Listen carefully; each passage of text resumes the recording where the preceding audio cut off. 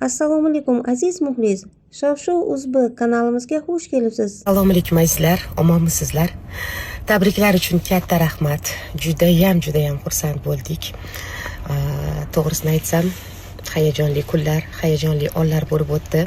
O'g'lim Azizbek kelinimga mana shunday chiroyli предложение qilib qo'llarini so'radilar. Biz judayam xursand bo'ldik. Va bizni oilamiz, ularning oilalari birgalikda mana shu Sokol lageriga borib, ularning quvonchli kunlariga sherik bo'ldik. Nega Sokol, nega lager?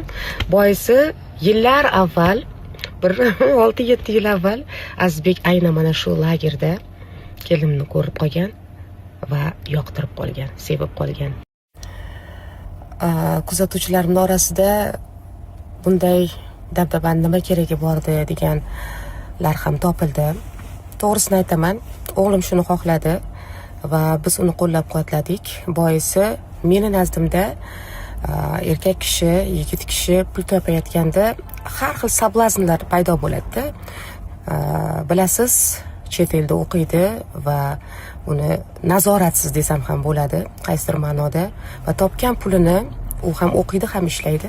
Topgan pulini mayda-chuyda o'sha aysh ishratga, klublarga yoki qandaydir nima deydi, kayfiyatni ko'taradigan narsalarga ishlatgandan ko'ra, mana shunday chiroyli tadbirlarga o'zi pul yig'ib, o'zi mana shunday chiroyli, go'zal tadbirlarni qilgani ma'qul deb topdik va biz qo'llab-quvvatlab aytdik, agar sen xohlasang, o'zing pulingni yig'ib, puling bo'lganda qilib beramiz dedik.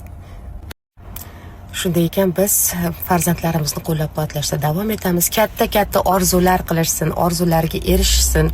O'sha xohlagan nikoh uzuklari, xohlagan mirimiga taqmoqchi bo'lgan chiroylik o'sha uzuklarni o'zlari pul yig'ib olgani yaxshi deb o'ylayman.